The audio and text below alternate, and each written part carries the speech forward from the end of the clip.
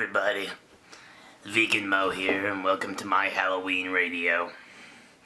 Now I hope you're gonna enjoy all the songs I play for you on here and all the scary stories that you hear, because they're gonna be a real haunt fest.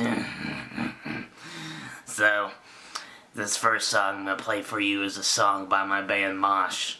It's called Amen, Talk to Me No More.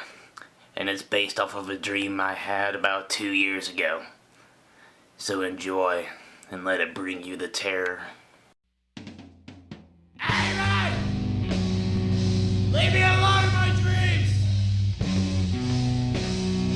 Shut your serpent mouth with your face of a wolf! Tell me how much I messed up in my life! How many mistakes I made! All I want to do is rest in peace, but you can't allow me to do that!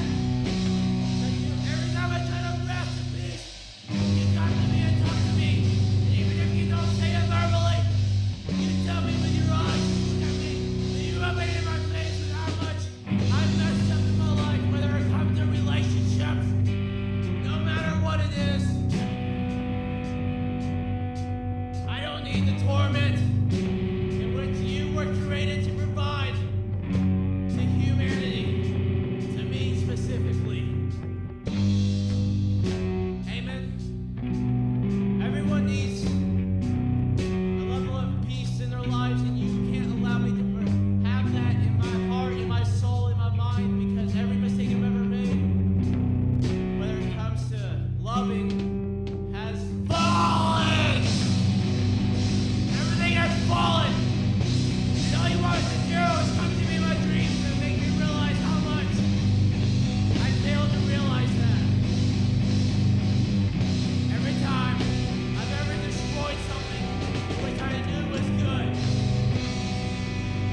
which I knew was pure, which I could have made good, I could have made holy in my own right. You rubbed it in my face and I destroyed it. You rubbed it in my face and I destroyed it.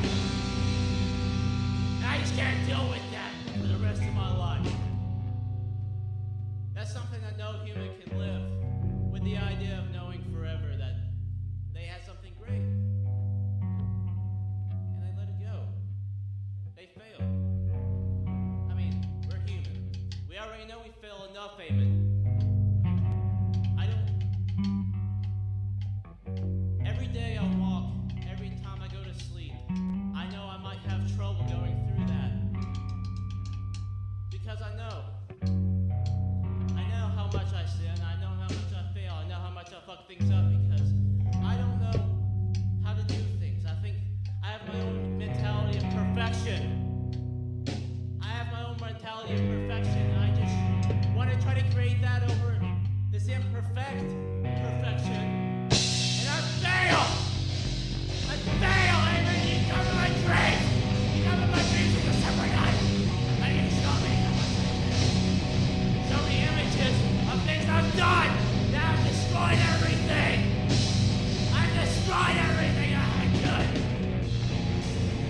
And now all I have is this reminder of a failure I've become. This genetic alcoholic I've given into. The relationships and love that I've destroyed. Amen. Talk to me no more.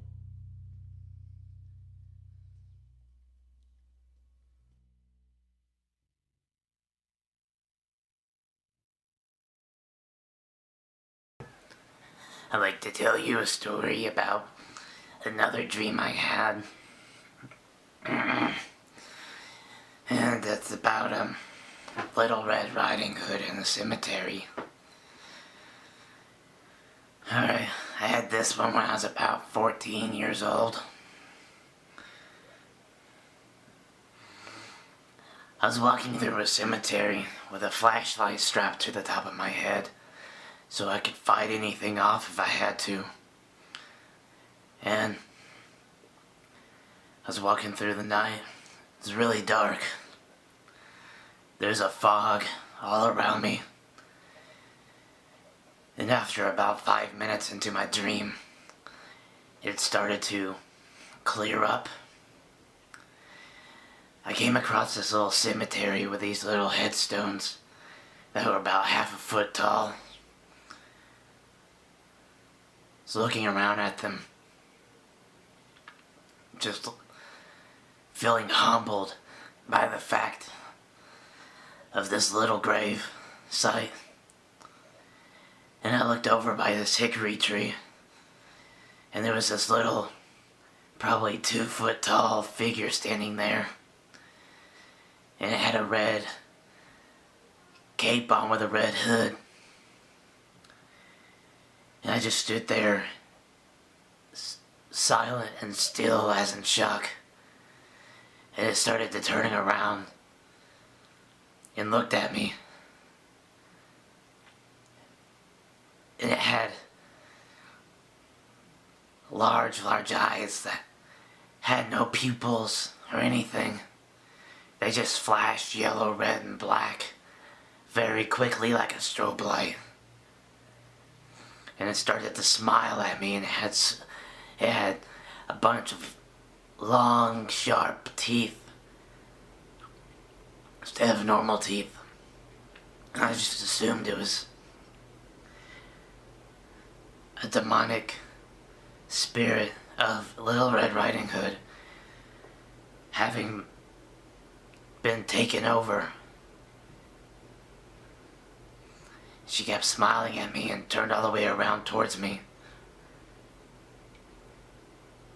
The fog started to come back in, and then she jumped at me and started eating my face and sucking out my soul.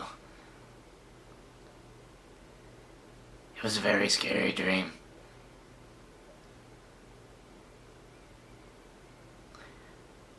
I hope you enjoyed that little story I told you, and we're gonna put a poem on next by my good friend Amy Love. It's called Neo Hippie. Some say drifter, but I prefer nomad or hatter. Mad, but I'm not sure that it matters. I refuse to believe that this world has had it, despite some of its ill inhabitants. That's one reason I'm standing here, still laughing. It doesn't matter if it's only herbs and high fives you're planting. I'm a neo-hippie and I'll throw that piece up gladly.